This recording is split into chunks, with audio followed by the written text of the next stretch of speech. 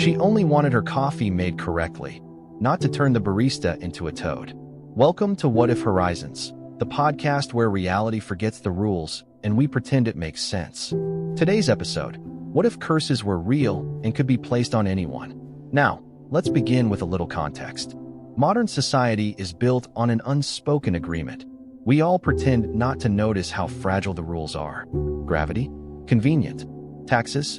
Inevitable. Curses? Ridiculous. Except what if they weren't? What if curses were just like Wi-Fi? Everywhere, mostly invisible, and wildly unreliable in hotels. Let's imagine a world just like ours.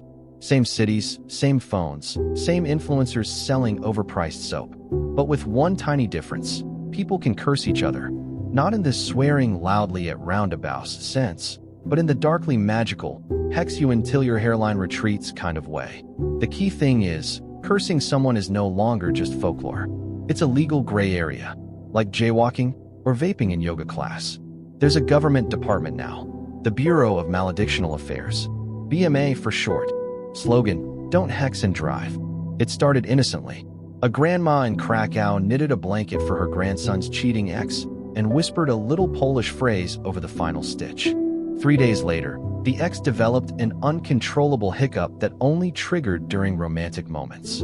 Coincidence, people said, until the local mayor accidentally offended the blanket and sneezed bees for a week. Soon after, the curse economy exploded. Curse consultants opened in strip malls. Celebrities got glam cursed for attention. Instagram influencers went viral for accidentally putting a jinx on their own pets and crying into ethically sourced oat lattes.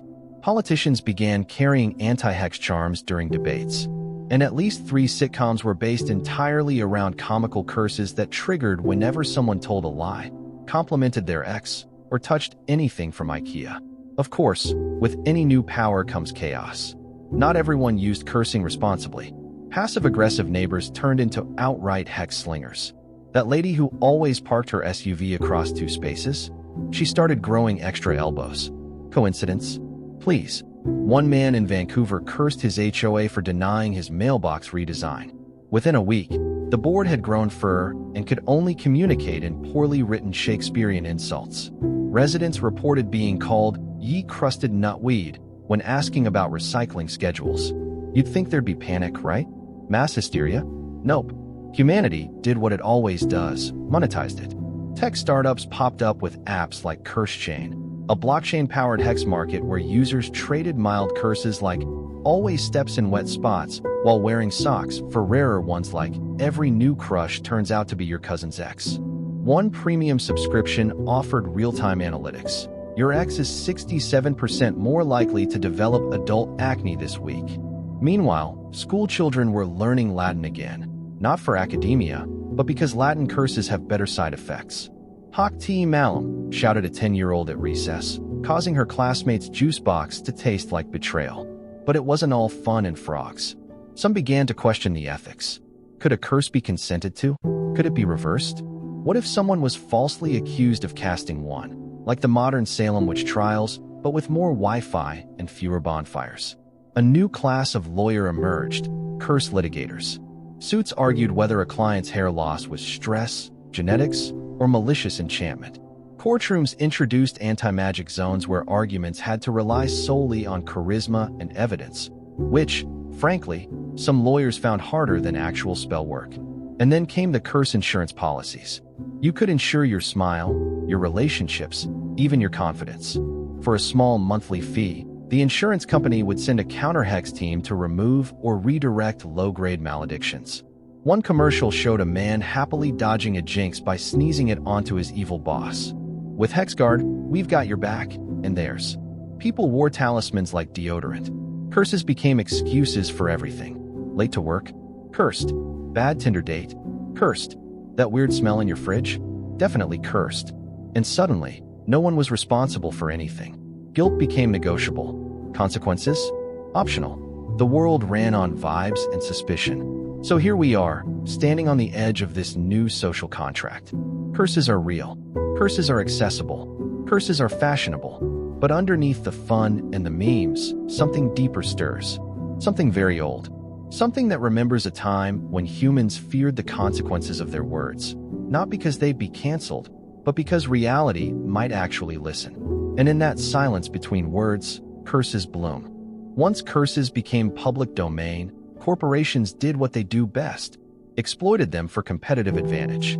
First came the HR protection enchantments, office floors lined with salt, break rooms blessed weekly by freelance shamans, and onboarding sessions that included phrases like, "Please refrain from placing hexes on your direct supervisor, even under stress." At major companies, the organizational chart now included a chief curse officer, often an aging goth from the early 2000s who had waited their whole life for this moment. Dressed in flowing robes over a sensible pantsuit, they spent their days dispelling mild vendettas between co-workers and trying to detect which in turn was leaking performance reviews via enchanted bonsai. And oh, the petty curses. One senior manager in Dallas cursed every stapler on the 14th floor to jam on the third click. A mid-level exec in Singapore cast a spell, so every time his rival logged into the CRM system, it played the sound of their ex laughing. Passive aggression had leveled up. Now it was enchanted and tax-deductible. Meanwhile, the influencer economy had spiraled into a magical arms race. Standard drama wasn't enough anymore. Follower wars involved actual battles, waged through cryptic Instagram lives and TikToks featuring softly whispered curses layered over lo-fi beats. One beauty influencer cursed a rival so that every time she tried to apply eyeliner, it would flick upward just slightly too far. The result? A tragic era known as the evil anime phase. Another wellness guru went viral after accidentally cursing her smoothie. The resulting possessed chia incident led to millions of views and a new product line called Hex and Flex Superfoods. Ingredients included ethically sourced lavender, raw jealousy, and tears from first dates. But not everyone adapted so theatrically. Some people didn't cast. They absorbed. They stored their pain like emotional Tupperware, sealed tight and forgotten in the fridge of the soul.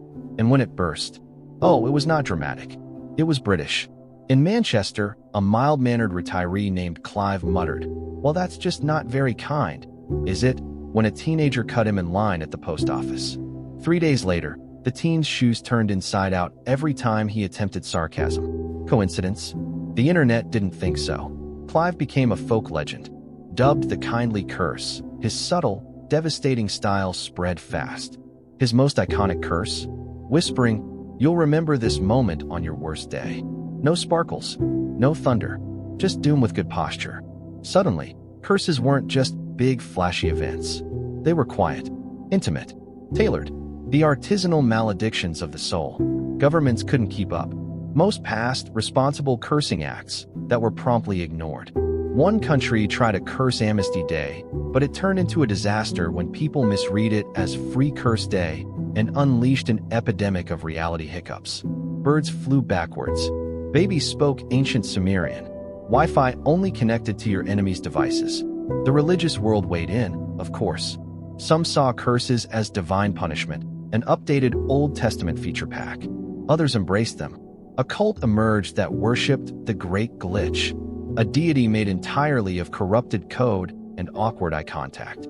Their temple? An abandoned server farm outside Helsinki. Their prayers? 404 errors chanted in reverse. All of this brought us to the philosophical question no one wanted to ask. If you could curse anyone, should you? Not because it was illegal, not because it was unkind, but because every curse, even the mild ones, left a residue. Like glitter, or guilt, or glittery guilt. The Bureau of Maledictional Affairs launched a campaign called Pause Before You Hex. Ads featured teary-eyed former hexers saying things like, "I just wanted her to stub her toe. I didn't know it would cause an existential crisis." But the damage was done. The world had shifted. Curse culture was no longer a subculture. It was mainstream. It was monetized. It was normalized. And deep in the forgotten corners of the world, behind closed library doors, beneath subway stations, in the dust between unused textbooks, ancient forces stirred. Not demons. Not gods. Not monsters. But ideas. Old ones. Wild ones. Ones that remembered when words had weight, when names had power, when vengeance was poetry and not push notifications. We thought we'd tamed curses, branded them, hashtagged them, But some things refused to stay domesticated. It began with a teenager named Maya, who, after waking up late, spilling cereal, and stepping on her earbuds, decided, with great solemnity and a permanent marker, to curse the entire concept of Monday. She wrote it on her bedroom wall in big block letters. "Mondays, I curse thee to eternal inconvenience." She didn't expect it to work. She expected, at most, a stain and an argument with her mother. But it worked. Across the world, Mondays began malfunctioning. Printers jammed in unison. Elevators skipped floors at random. Coffee turned lukewarm the moment it was poured. Every Monday motivational quote, posted online auto-corrected to give up now. Office doors refused to open for people with aggressive optimism. The Bureau issued a statement. Due to a global enchantment anomaly affecting calendar systems, we suggest considering all Mondays emotionally optional. Churches responded by moving Sunday services to Friday evenings.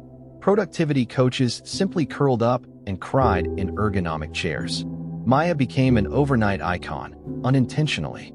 Her social media exploded with hashtags like #cursefluencer and #hexedtheweek. She tried to apologize, but her apology glitched and looped endlessly, making her TikTok the most watched video in several time zones. She was invited to speak at conferences, often introduced with, "And now, the girl who made brunch impossible."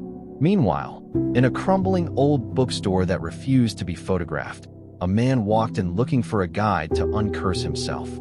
The shopkeeper, a wiry woman with 7 pins behind her ear and a monocle that seemed surgically attached, examined him carefully.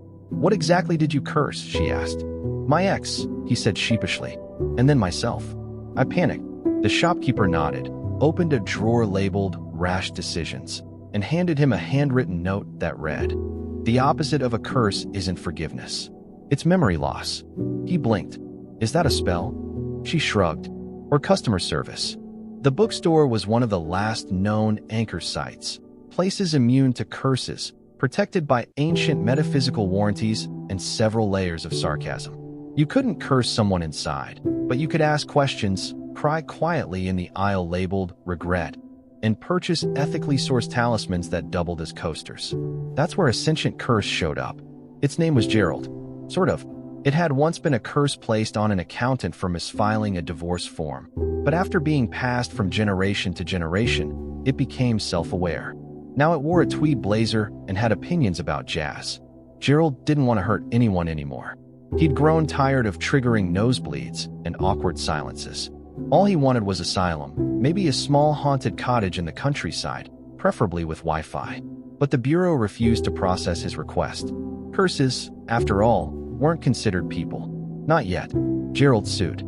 The case, Gerald versus Humanity, captured global attention. Debates raged. Could a curse be a citizen? What were the rights of malicious metaphysics? Did the Geneva Conventions apply to feelings that lived in doorways and smelled faintly of burnt toast? Protests broke out. Some held signs that read, "Curses are people too." Others countered with, "I got ghosted by my own malediction." The legal proceedings were broadcast live, interrupted only once when the court stenographer was hexed into typing an iambic pentameter. Gerald's lawyer, a woman named Isa who wore gloves lined with protective salt, argued passionately. "We made curses real," she said. "We gave them language, attention, purpose. The least we can give them now is dignity." The judge, a retired opera singer with mild magical resistance, agreed. Sort of. Gerald was granted a provisional haunting license and given a small, abandoned post office in rural Canada. He occasionally appeared in mirrors to offer life advice and obscure jazz recommendations. But this was only the beginning. As curses evolved, so did their preferences. Some enjoyed theater and began performing experimental hexes. One curse only activated when someone tried to explain cryptocurrency at dinner. Another whispered spoilers for unreleased TV shows. Humans responded in kind. Curse dating apps launched. Find your emotional baggage, literally, they advertised. Blind dates included background hex checks. Reality shows featured curse makeovers. This week on Extreme Hexover, we transform Carol's passive-aggressive energy into a fully operational guilt trip vortex. And yet, beneath the comedy and chaos, a strange stillness spread. People began to wonder, if curses could think, could change, could feel, what did that say about the people who cast them? Because curses were no longer punishments. They were stories, echoes, emotional graffiti carved into the walls of the world. And some of them were starting to talk back. It started, as these things often do, on the internet. A small group of curse survivors created a support forum. The name was modest, Hex Help. Its tagline, because not all trauma fits into a therapist's chair. It was meant to be a place to vent. A woman who sneezed jelly beans every time she remembered her first love. A man whose reflection aged, but he didn't. A teenager whose voice only worked when singing country music. They found comfort in each other's absurdity. But over time, the group evolved. They developed rituals. Weekly check-ins became unbinding circles. Members started lighting candles during Zoom calls, and someone created a prayer made entirely of emojis. Eventually, one user suggested a group manifestation to reclaim their narrative. The next morning, several cursed members reported spontaneous improvements. One guy's haunted sock drawer stopped whispering stock advice. Another finally beat Candy Crush. A new belief bloomed, that shared understanding could weaken a curse's grip. And so, unintentionally, they became a cult. Not in the doomsday, sacrifice your dog kind of way. More like spiritual wellness meets internet oversharing. They wore teal, apparently the only color unclaimed by known curses, and held semi-annual gatherings called CurseCon. There were workshops like hex-positive parenting and how to date while mildly doomed. One panel discussed whether curses could be love languages. Results were inconclusive. Meanwhile, across the country, a bakery became a sacred space.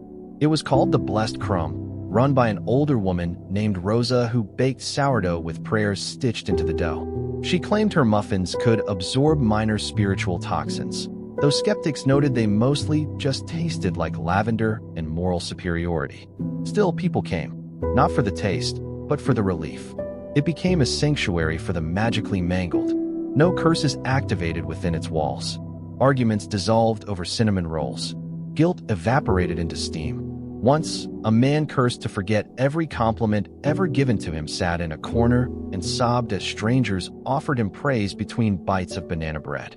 The Bureau of Maledictional Affairs sent a representative to investigate, but he never filed a report. Instead, he quit his job, bought an apron, and now handles scone logistics under the name Brother Crumb. Of course, not everyone believed in the wholesome route. Some took a more combative approach. One such man was named Davis, 38, wore a tie ironically, worked in advertising, hated his job, hated his boss, hated the industry. One evening, after reading an especially smug article titled, "Marketing is just magic with a KPI," Davis snapped. He poured his soul into a curse so specific it took 6 hours to write. His intention? Curse capitalism. His result? He cursed coupons. Overnight, all promotional discounts misfired. Buy one, get one. Deals multiplied into absurdity. People were walking out with 243 cucumbers. Loyalty points developed consciousness and demanded wages. Printable vouchers became cursed scrolls that whispered retail conspiracies in Latin. Retail chaos ensued. Major chains suspended sales. Customers rioted gently, mostly by writing mean Yelp reviews. The Bureau had to dispatch commercial neutralizers, teams trained to remove enchantments from receipts and soothe offended price tags. Davis, realizing he'd hexed the wrong symbol, was last seen apologizing to a 50% off sticker that had grown fangs. And yet, the world didn't fall apart. It adapted. Curse-aware signage appeared in public. This elevator may be emotionally unstable. All baristas are protected by federal anti-hex law. Please refrain from insulting the muffins. They remember. People began treating each other with strange, cautious kindness. Not because they were better, but because now, words had consequences. Eye rolls had metaphysical gravity. Gossip could literally bite you back. An etiquette revival took place. Saying please reduced magical blowback by 43%. Sarcasm became a regulated substance. The phrase, with all due respect, was banned, as it had been found to spontaneously trigger minor curses involving toenail growth and spontaneous political opinions. The lines blurred. Curses weren't punishments anymore. They were performance art, emotional projectiles, psychological tattoos. For some, they were how they communicated when honesty failed. For others, they were still terrifying. Because somewhere, deep in the forests of the old world, curses that had never been named still slept, waiting, whispering, humming along with the static between your thoughts. Not malevolent, exactly, just hungry for attention. It was only a matter of time before someone tried to digitize a curse. The culprit was, of course, a tech startup. It called itself Hexacore, and it promised curse delivery at the speed of light. The idea? Upload your emotional intention, select your target from your contact list, choose severity, mild annoyance to existential dread, pay with crypto, and boom, your curse is encoded, encrypted, and emailed with a tracking number. Their slogan? Because revenge shouldn't require parking. It worked too well. Curses began circulating through the cloud. Accidentally CCNG the wrong person on an email triggered a minor plague of brain freezes. Breaking up via text led to recursive emotional loops where both parties repeatedly dreamt of the same bad picnic. One IT manager tried to reset his password too many times and now spontaneously levitated whenever someone asked him about spreadsheets. Hexacore crashed within a month, but not before the damage was done. The cloud was contaminated. A whole generation of curses became airborne, digital, detached from intention. They drifted into forgotten servers, haunted social media platforms, and one unfortunate smart fridge that now exclusively displays unsettling haikus. At the same time, a 6-year-old named Lena discovered she could curse gravity. It started when she was denied a second dessert. She pouted, squinted, muttered something she'd overheard in a cartoon, and her father floated gently toward the ceiling, confused and still holding a spoon. He remained suspended for 3 hours. Not alarmed. Exactly. More annoyed that he dropped his phone. The family posted the incident online. The clip went viral, titled #DessertRevenge. Lena was offered a scholarship to 3 different magical academies. She declined. They don't have pudding, she explained. Her accidental gravity curse led to a global debate. Should children be allowed to curse? Some argued they were emotionally volatile and would doom us all. Others pointed out adults hadn't done any better. A popular opinion emerged that children should only be allowed to curse during certain moon phases or after naps. But while the world argued, a retired magician named Emery simply shook his head. He lived in a quiet village known mostly for having one traffic light and a very rude goose. Emery had once performed sleight-of-hand tricks for television audiences. He'd pulled doves from hats and complaints from executives. But he hadn't done real magic in decades. Not since the accident with the accordion and the ambassador's wife. Yet, as the air thickened with unregulated curses, Emery felt something stir in his wrists, the old crackle. He rummaged through dusty trunks, polished his wand, which looked suspiciously like a TV remote, and practiced his dramatic cape flourishes in front of the mirror. Then one morning, he stood at the village square and declared, "The time has come to re-enchant etiquette." Nobody knew what he meant, but he began offering free lessons. Not in magic, but in the art of uncursing. Apology spells, de-escalation charms, the delicate alchemy of giving someone a second chance without turning them into a potted plant. Teenagers came first, drawn by curiosity and Emery's impressive mustache. Then came the skeptical adults, who soon realized that even if they didn't believe in curses, it felt good to say, "I release you," while holding a warm mug and staring dramatically at the sky. The bureau took notice. They offered Emery a contract, which he refused. "Bureaucracy is just a curse in a suit," he said, returning to his lessons and the goose, which now followed him like a suspiciously enchanted pet.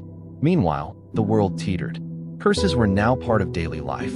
Some towns installed curse vents, metallic totems where people could scream their rage into a funnel that redirected it into harmless electrical storms. Couples went to curse counselors, who helped reframe jinxes as emotional expression rather than moral failure. Supermarkets offered curse-free lanes, mostly empty because nobody trusted them. But the tension was rising.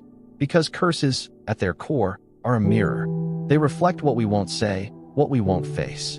And now the world was full of mirrors, all cracked differently, all humming with emotional static. The sky itself began to react. Weather patterns formed subtle symbols, clouds curled into exclamation marks, and some mornings smelled faintly of unfinished arguments. And as the tension deepened, so did the whispers. People began reporting dreams of doors that shouldn't exist, of voices that asked questions no one wanted to answer, of ancient symbols appearing on foreheads in fogged-up mirrors. Some said it was all nonsense. Others started sleeping with their windows locked and their intentions purified in jars of salt.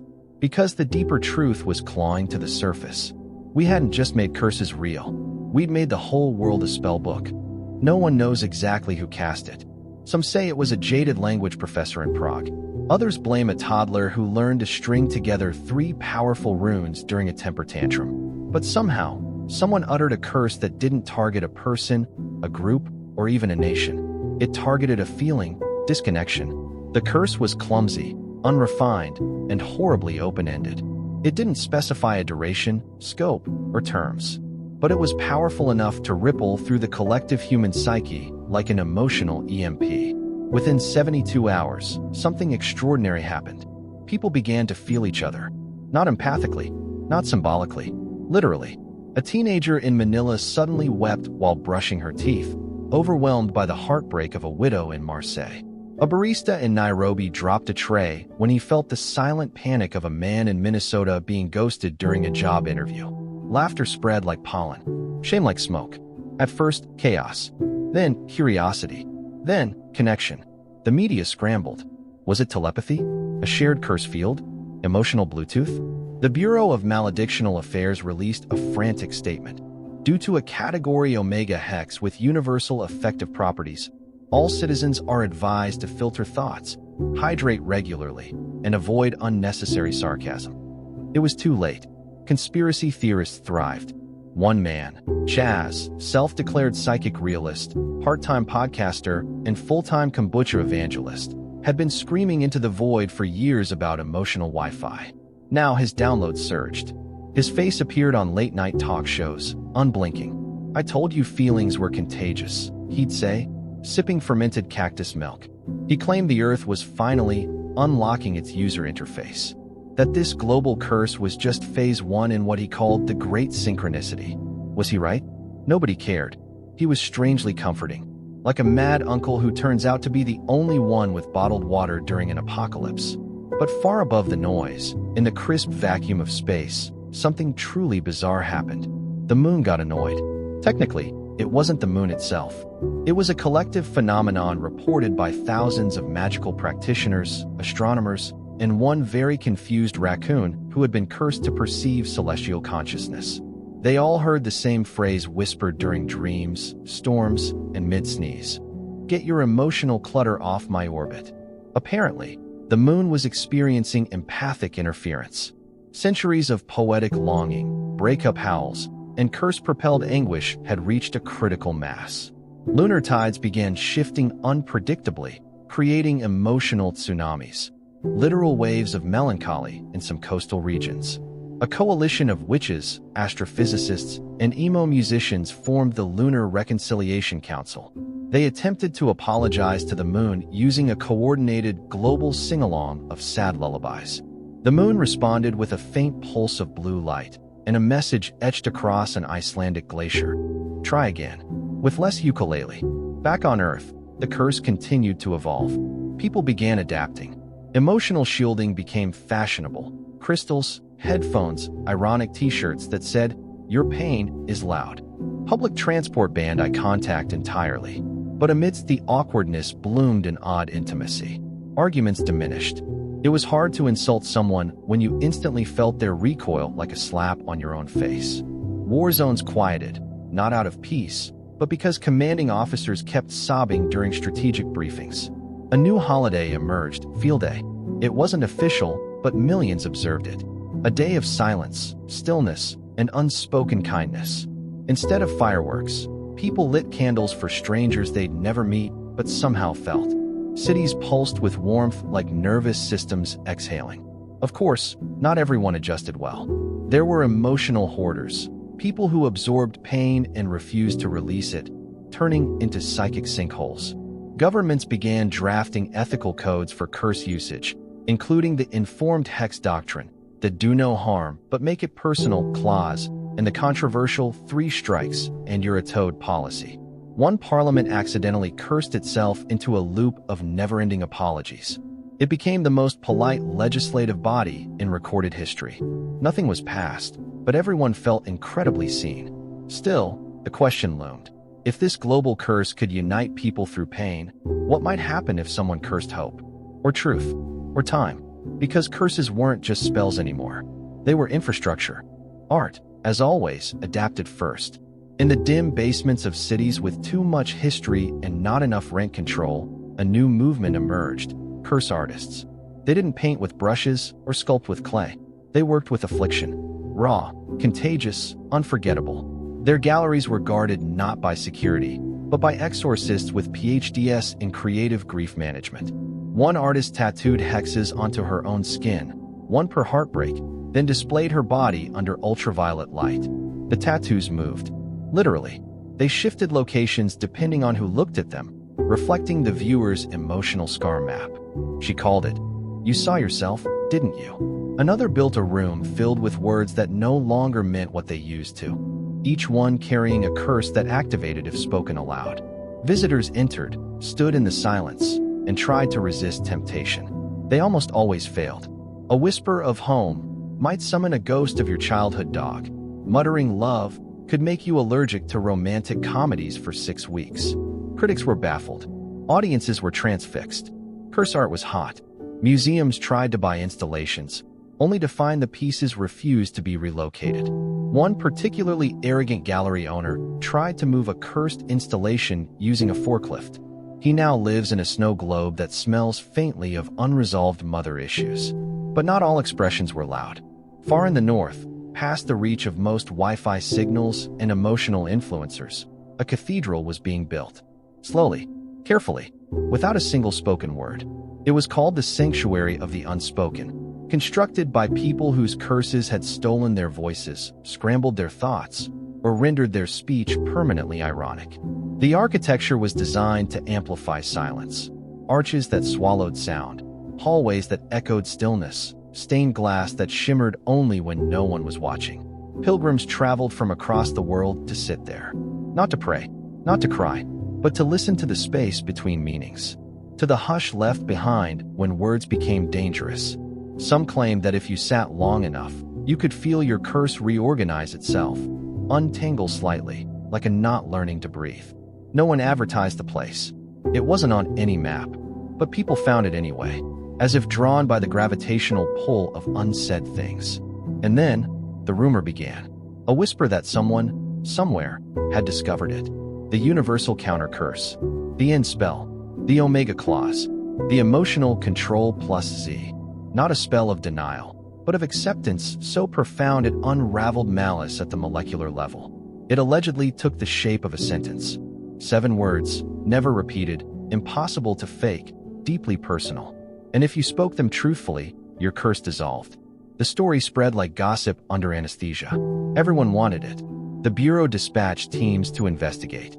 Magical black markets surged with fake versions, scrolls, USB drives, antique mugs that claimed to hold echoes of the phrase.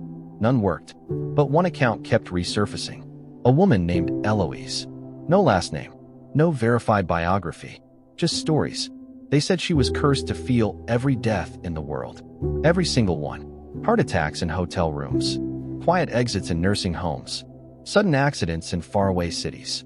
She never wept, just listened, and sometimes sang. One night, she was heard muttering something while looking at a dying tree in a city park. A passing dog walker, unnamed, possibly imaginary, claimed the tree immediately bloomed. Not once, not briefly, permanently. In winter, that's when the Bureau got involved. By the time they reached the park, Eloise was gone. The tree remained, blossoming, brilliant, humming a tune only cursed survivors could hear. And beneath its roots, they found a stone with 7 faded runes and a sticky note that read, in smeared ink, "Too late." The Bureau panicked. If the universal counter curse was real, it had been lost or stolen. Suspects were named. Some said the moon took it. Others blamed the Church of Unbinding, a rogue sect of curse worshippers who claimed that lifting curses was a form of spiritual gentrification. A few accused Gerald the Sentient Curse, who by now had started writing memoirs under the pseudonym the valedictorian. Meanwhile, humanity held its breath, because something had changed. Curses weren't random anymore. They were evolving, growing teeth, seeking purpose. Some even formed alliances, fusing together like emotional Voltrons. One particularly disturbing fusion caused people to forget whether they'd locked their door and simultaneously feel deep regret for a choice they hadn't made yet. The world began to feel stretched, tense, like reality was waiting for a choice. Undo it all, or go deeper. Reality cracked, not like a mirror, not clean and cinematic. It cracked like an old phone screen you keep using anyway, even though everything looks slightly wrong and you're convinced that emoji is winking at you in malice. The curse load was too much. Every moment, someone somewhere was hexing something, intentionally or accidentally. A sigh became a spell, a missed call, a malediction. People sneezed and turned plant-based. Burps triggered breakups. Grammar mistakes generated minor plagues. Someone coughed near a printer and gave it PTSD. And then, it happened. The Great Misfire. To this day, no one knows who caused it. One theory blames a teen who cursed his school to disappear forever and accidentally displaced it into a pocket dimension ruled by passive-aggressive lunch ladies. Another says a CEO tried to curse his competition out of existence, but accidentally wished himself into the emotional equivalent of toast. Whatever the cause, the effect was immediate and surreal. Laws of physics stopped returning calls. Logic took a sabbatical. Cats developed opinions on climate policy. Languages merged into emotional weather patterns. Anger became red fog. Sarcasm hissed like static, and unspoken affection hung in the air like secondhand perfume. To stabilize things, the Bureau introduced curse credit, a global economy based not on gold or crypto, but on emotional restraint. Every citizen was granted a daily curse quota. You could choose how to spend it. Snap at a coworker? That's 2 units. Passive-aggressive post about your ex? 3 units plus a surcharge. Full-blown vengeance curse involving mirrors and bad dreams. Sorry, you're maxed out until Tuesday. Naturally, the rich gamed the system. The ultra-wealthy bought emotional offshoring rights. They paid shamans and tax havens to carry their curses, which they stored in luxurious underground vaults, emotional Swiss banks. One billionaire famously cursed the concept of Tuesdays. For a month, every Tuesday globally experienced minor existential dread and spontaneously wilted houseplants. Meanwhile, ordinary folks adapted. Support groups met in cursed basements that only echoed compliments. Children traded beginner curses like Pokemon cards. I'll give you a mild hay fever in exchange for 2 awkward silences and a slightly cursed sandwich.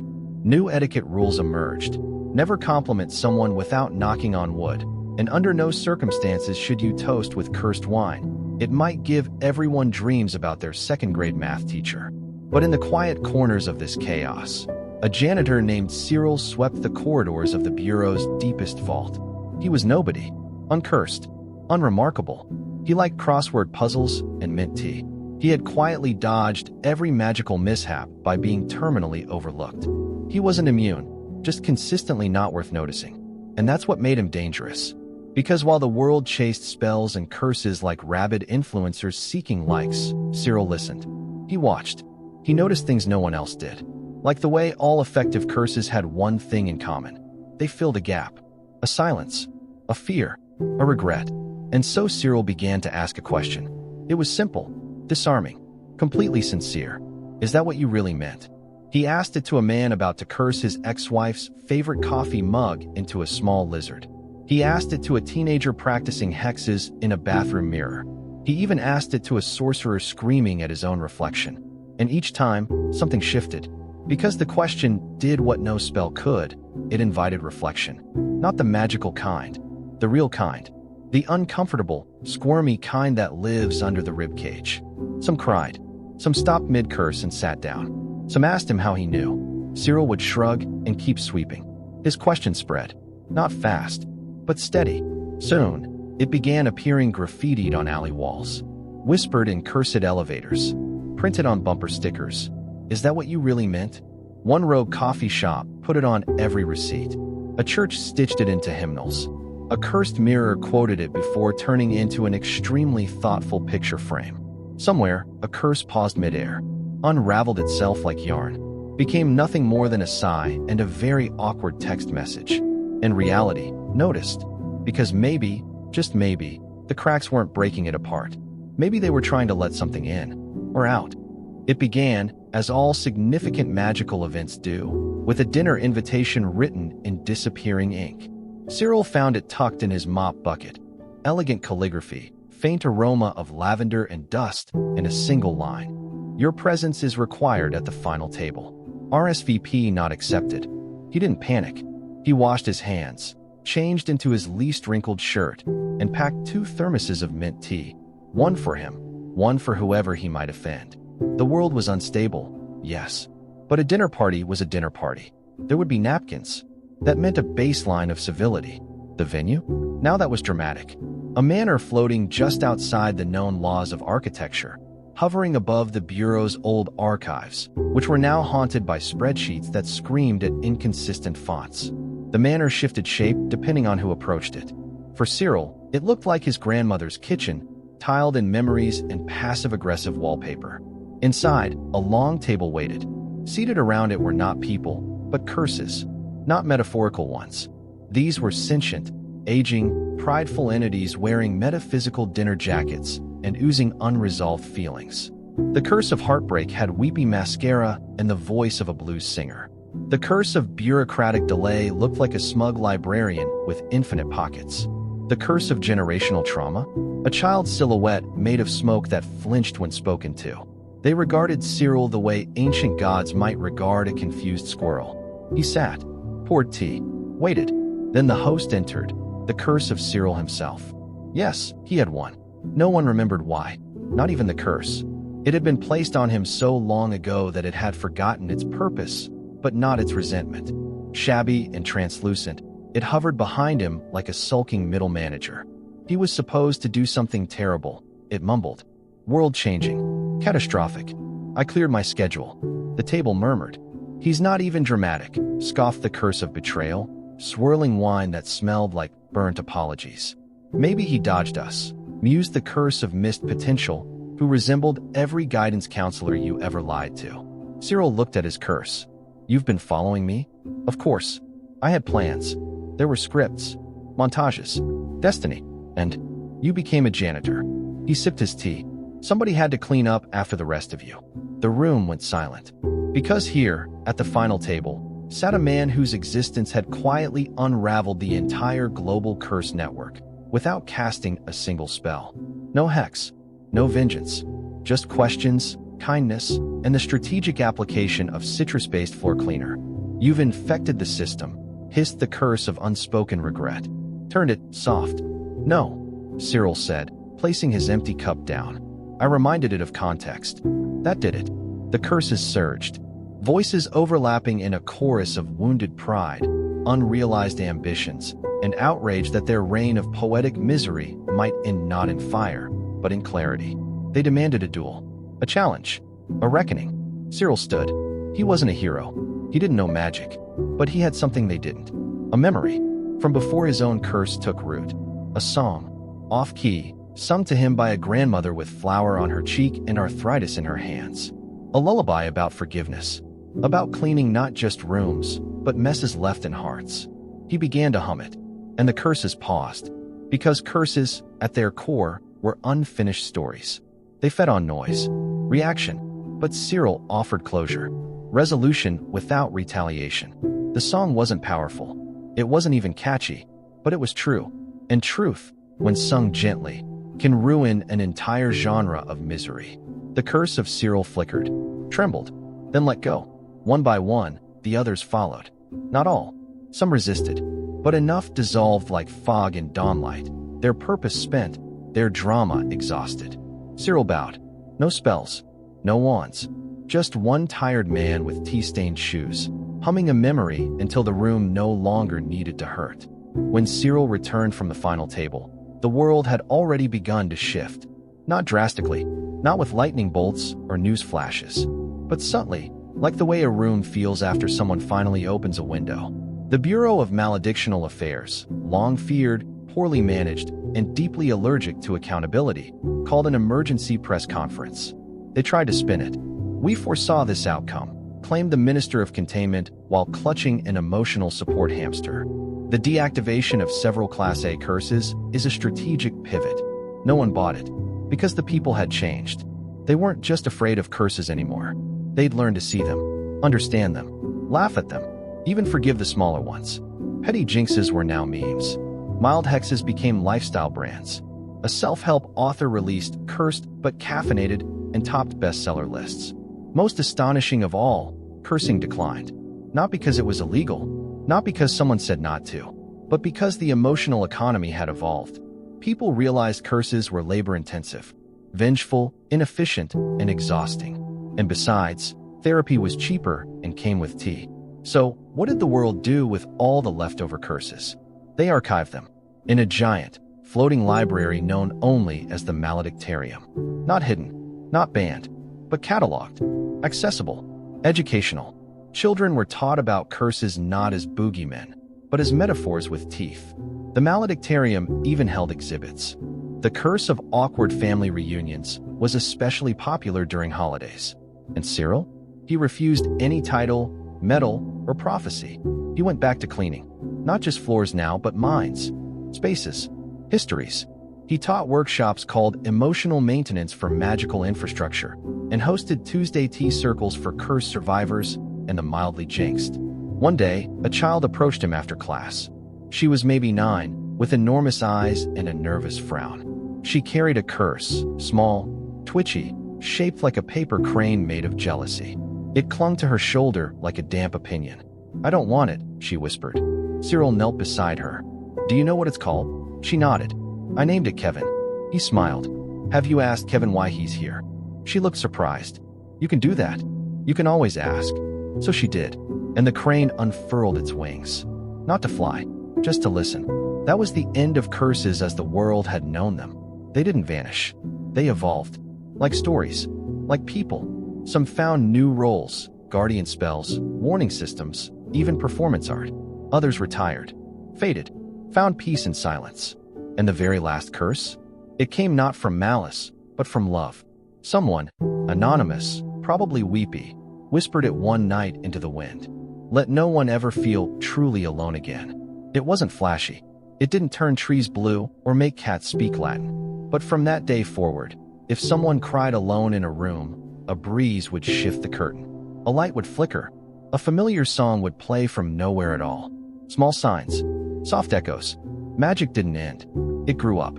And somewhere, far from bureaucrats, beyond the last library shelf, inside the echo of a mop sliding across stone floor, a quiet voice hummed. Is that what you really meant? This has been What If Curses Were Real and Could Be Placed on Anyone. Brought to you by What If Horizons, where imagination runs too far, then apologizes sarcastically before doing it again. If this episode stuck with you, maybe share it with someone who secretly believes their coffee is cursed. And if you've ever wanted to hex your alarm clock, hit that follow button. You're in the right place.